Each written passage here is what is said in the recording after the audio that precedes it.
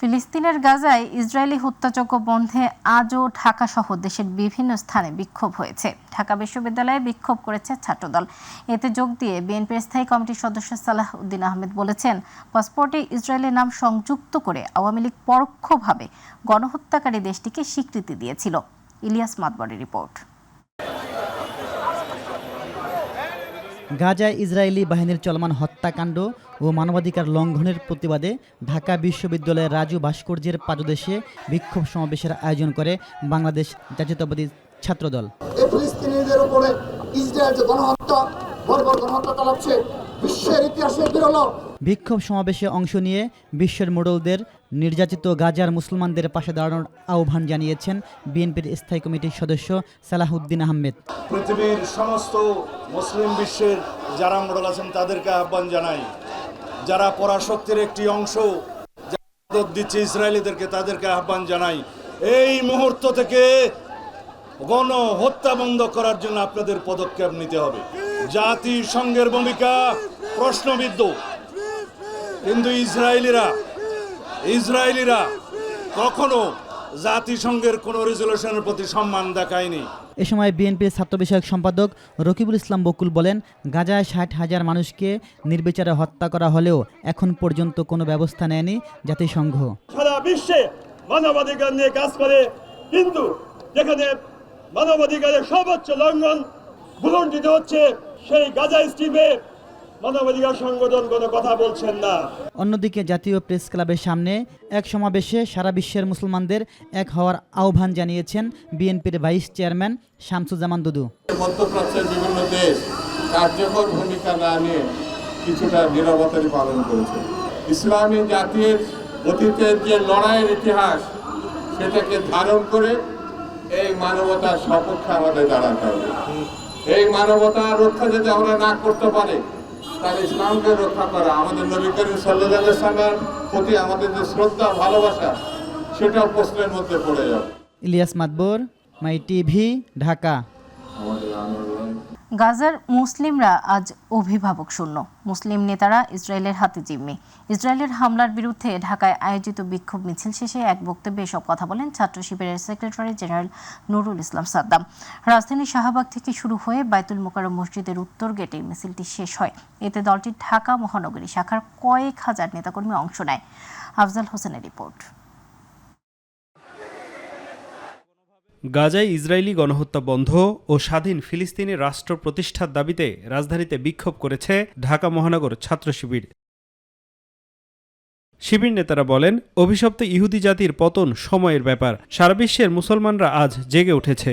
আমরা মুসলিম বিশ্বের নেতৃবৃন্দকে, আমরা বিশ্বের আন্তর্জাতিক হিউম্যানিটারিয়ান সংস্থাগুলোকে ধিক্কার জানাই। আপনারা ব্যর্থ হয়েছেন পৃথিবীর মানবাধিকার প্রতিষ্ঠা করতে।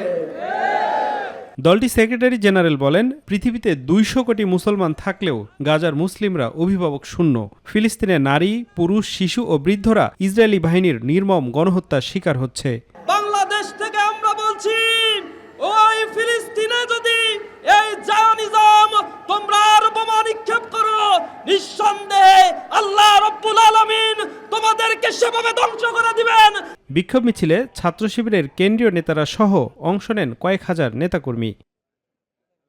আফজাল হোসেন, মাই টিভি, ঢাকা।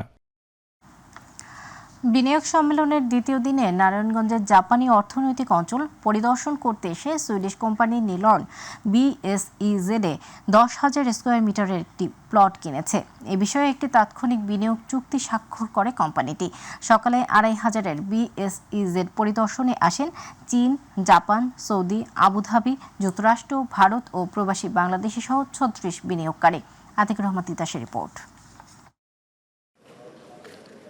বাংলাদেশ বিনিয়োগ সম্মেলনের দ্বিতীয় দিনে নারায়ণগঞ্জের 2,500-এ জাপানি ইকোনমিক জোন পরিদর্শনে আসেন 36 বিনিয়োগকারী। তাদের মধ্যে চীনের 10 জন, জাপানের 3 জন, সৌদি আরবের 3 জন, আরব আমিরাতের 3 জন, যুক্তরাষ্ট্রের 8 জন, ভারতের 1 জন ও প্রবাসী বাংলাদেশি ব্যবসায়ী ছিলেন 8 জন। এ সময় বিনিয়োগ সম্ভাবনা নিয়ে আলোচনা করেন তারা। এখানে উৎপাদনে থাকা প্রতিষ্ঠানগুলোর কর্মকর্তারা জানান, বিনিয়োগের চমৎকার সুযোগ রয়েছে এই জোনে। Happy to be part of this Bangladesh Investment Summit. As a company that has evolved in Bangladesh for over 100 years, and we have invested almost $78 million in the first phase. We provide many infrastructure, electricity, water, sewage water, and also internet, and everything. Same at the global level. And also this factory can accelerate the development of Bangladesh.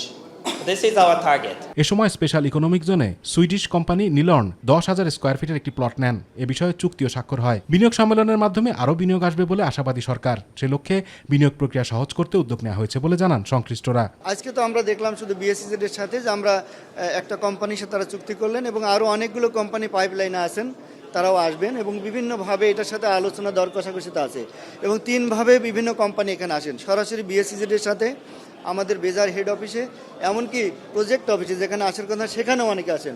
আমরা বিভিন্নভাবে তাদেরকে help করে থাকি। এ সময় উপপ্রেস সচিব জানান এই economic জোনটি বিদেশি বিনিয়োগের ক্ষেত্রে একটি মাইল ফলক হবে। পুরো ইকোনমিক জোনটা যখন সম্পন্ন হবে আমরা আরও বেশি করে আশা করি যে এখানে বিনিয়োগ আসবে।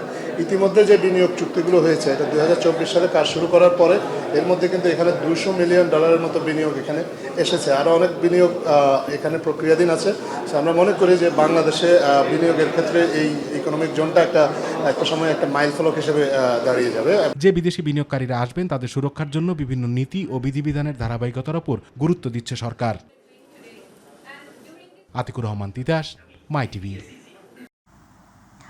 অন্তর্বর্তী সরকারের প্রধান উপদেষ্টা অধ্যাপক মোহাম্মদ ইউনূসের সঙ্গে বৈঠক করেছেন চীনা বিনিয়োগকারীদের একটি প্রতিনিধি দল।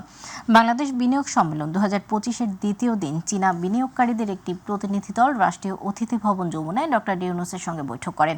প্রতিনিধি দলের নেতৃত্ব দেন মেইনল্যান্ড হেডওয়ার্ড হোল্ডিংস লিমিটেডের ডেপুটি চেয়ারম্যান ও ব্যবস্থাপনা পরিচালক পলিন এনগান। পরে প্রধান উপদেষ্টা deputy press secretary Abul Kalam Azad Majumdar এ বিষয়ে বিস্তারিত জানান।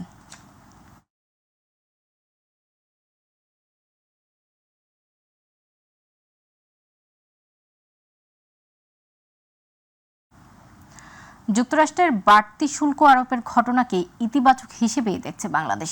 এতে উভয় পক্ষ লাভবান হবে বলেও জানান অর্থ উপদেষ্টা ডক্টর সালেহ উদ্দিন আহমেদ। সচিবালয়ে মন্ত্রিপরিষদের সম্মেলন কক্ষে অনুষ্ঠিত সরকারি ক্রয় সংক্রান্ত উপদেষ্টা পরিষদের বৈঠক শেষে এসব কথা জানান তিনি। এ সময় বাণিজ্য উপদেষ্টা জানান সরকারের মূল লক্ষ্য হচ্ছে বাণিজ্য ঘাটতি কমিয়ে আনা। আরও জানাচ্ছেন রাকিব হাসান। অর্থ উপদেষ্টা ডক্টর সালেউদ্দিন আহমেদের সভাপতিত্বে মন্ত্রিপরিষদ সম্মেলন কক্ষে অনুষ্ঠিত হয় সরকারি ক্রয় সংক্রান্ত উপদেষ্টা পরিষদের বৈঠক। বৈঠক শেষে অর্থ উপদেষ্টা জানান নতুন করে মসুর ডাল, চাল, এলএনজি ও তেল আমদানির অনুমোদন দিয়েছে ক্রয় সংক্রান্ত উপদেষ্টা পরিষদ। আজকে আমরা তো মসুর ডাল, চাল, এলএনজি এগুলোর ব্যাপারে বলেছি। সাংবাদিকদের প্রশ্নের জবাবে তিনি জানান শুল্ক আরোপ নিয়ে ট্রাম্প প্রশাসনকে যে চিঠি দেয়া হয়েছে সেখান থেকে ইতিবাচক কিছু প্রত্যাশা করছে বাংলাদেশ। আমরা রেসপন্ড করেছি পজিটিভলি। আমরা এক্সপেক্ট করি আমরা কোঅপারেট করব, তারাও কোঅপারেট করবে। সো এটা একটা উইন উইন সিচুয়েশন। একদিকে ওনারা একটা করে ফেললো, আমরা জাস্ট ভজন করে তা না, আমাদের সেটা আমরা তুলে ধরে দিতে। আই হোপ এই জিনিসটা রিজলভ হবে। এটা পজিটিভ হিসেবে, পজিটিভ মানে তাদেরও লাভ হবে, আমাদেরও লাভ হবে। আমরা তো চাচ্ছি না যে আমরা সব কিছু করে ফেলবো। এ সময় বাণিজ্য উপদেষ্টা শেখ বশিরউদ্দিন জানান ট্রাম্প প্রশাসনকে দেয়া চিঠির বিষয়ে এখনো কোনো উত্তর মেলেনি। তবে যুক্তরাষ্ট্রের সাথে বাণিজ্য ঘাটতি কমিয়ে আনতে সরকার কাজ করছে বলেও জানান তিনি। মৌলিক বিষয় হচ্ছে বাণিজ্য ঘাটতি অপসারণ, কমানো। আমরা ওইটার উপরে কাজ করছি। আমরা বিভিন্ন রকম বিশ্লেষণ করছি যে কি পণ্য দিয়ে আমরা আমাদের বাণিজ্য ঘাটতিকে কমিয়ে আনতে পারি। রাকিব হাসান, মাই টিভি, ঢাকা।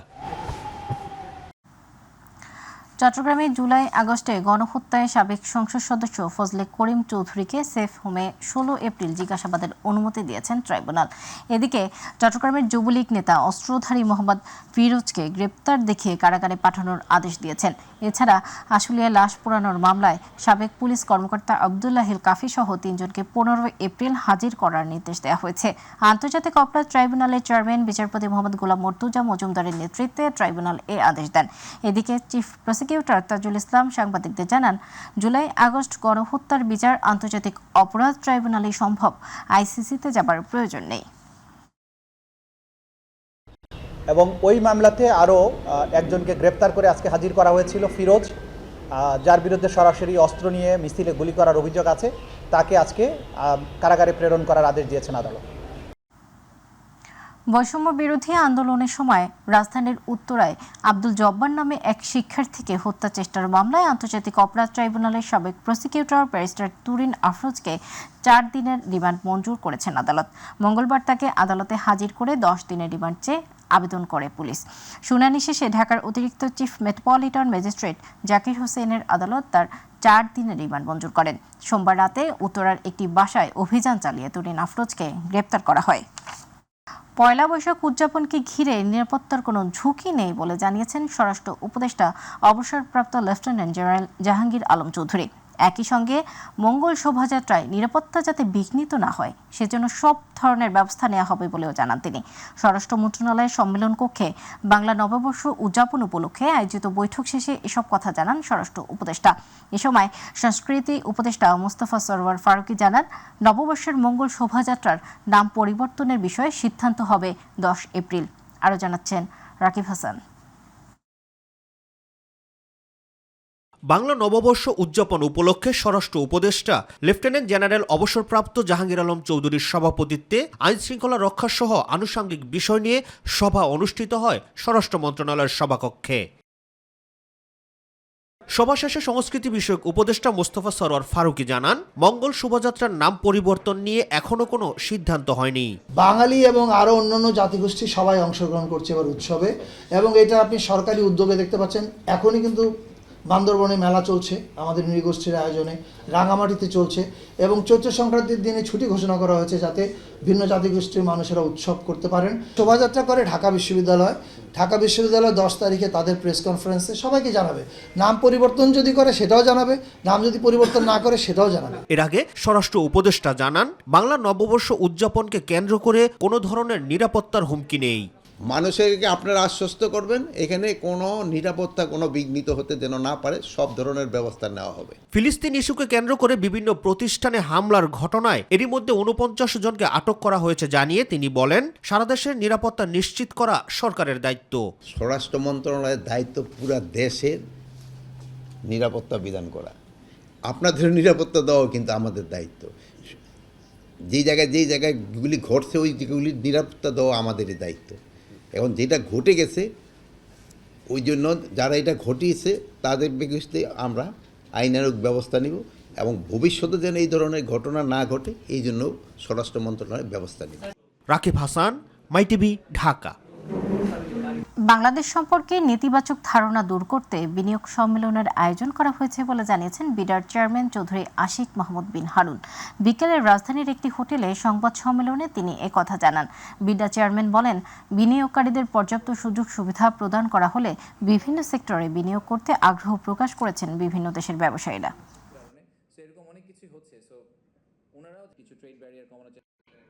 সরকার কি করছে, আগামী 1-2 বছর সরকার কি করবে, তো সেই মেসেজটাই আমরা আমাদেরকে দিতে চাই যে আমরা সরকার এবং প্রাইভেট সেক্টর এবং ফুল ইকোসিস্টেম একসাথে কাজ করছি to improve overall situation. Of course we acknowledge যে আমাদের কিছু শর্টকামিং আছে, বা সেই শর্টকামিংটাকে ইমপ্রুভ করার জন্য আমরা এখন একসাথে কাজ করছি। খুলনা নগরীতে বাটার শোরুম ও কেএফসিতে ভাঙচুর লুটপাটের ঘটনায় 31 জনকে আটক করেছে পুলিশ। এদিকে গাজীপুরের বড়বাজার এলাকায় বিভিন্ন প্রতিষ্ঠানে ভাঙচুর ও লুটপাটের অভিযোগ 4 জনকে গ্রেপ্তার করা হয়েছে। সেনাবাহিনী ও পুলিশের যৌথ অভিযানে তাদের গ্রেপ্তার করা হয়। হামলা ও ভাঙচুরের ঘটনায় 2টি মামলা দায়ের সহ জড়িত 49 জন গ্রেপ্তার করা হয়েছে বলে এক বিবৃতিতে জানিয়েছেন প্রধান উপদেষ্টার প্রেস সচিব শফিকুল আলম। অপরাধীদের গ্রেপ্তার না করা পর্যন্ত এই অভিযান চলবে। আতিকুর রহমান তিতাসের আরও একটি রিপোর্ট। গাজায় ইসরায়েলি গণহত্যার প্রতিবাদে বিক্ষোভের সময় দোকান ব্যবসা প্রতিষ্ঠানে হামলা ও ভাঙচুরের ঘটনায় 2টি মামলা দায়ের সহ জড়িত অন্তত 49 জনকে গ্রেপ্তার করা হয়েছে। প্রধান উপদেষ্টার প্রেস সচিব শফিকুল আলম এক বিবৃতিতে এ তথ্য জানান। বিবৃতিতে তিনি বলেন, সোমবার বেশ কয়েকটি শহরে গাজায় সহিংসতার প্রতিবাদে বিক্ষোভের সময় সংঘটিত সহিংস ও বেআইনি ঘটনার বিরুদ্ধে বাংলাদেশ পুলিশ দ্রুত পদক্ষেপ নিয়েছে। এই হামলা ও ভাঙচুরের ঘটনা জননিরাপত্তা এবং আইনের শাসনের অবমাননা। খুলনা নগরীতে বাটার শোরুম ও কেএফসিতে ভাঙচুর লুটপাটের ঘটনায় 31 জনকে আটক করেছে পুলিশ। রাতে নগরীর বিভিন্ন এলাকায় অভিযান চালিয়ে তাদেরকে আটক করা হয়। খুলনা মেট্রোপলিটন পুলিশের এডিসি মোহাম্মদ আহসান হাবিব জানান, আটককৃতদের সোনাডাঙ্গা থানায় নেওয়া হয়েছে। তাদের বিরুদ্ধে মামলার প্রস্তুতিও চলছে। তিনি আরও জানান, ভিডিও ফুটেজ ও ক্লোজ সার্কিট ক্যামেরার ফুটেজ বিশ্লেষণ করে জড়িত অন্যান্যদের শনাক্ত ও আটক করার জন্য চেষ্টা চলছে।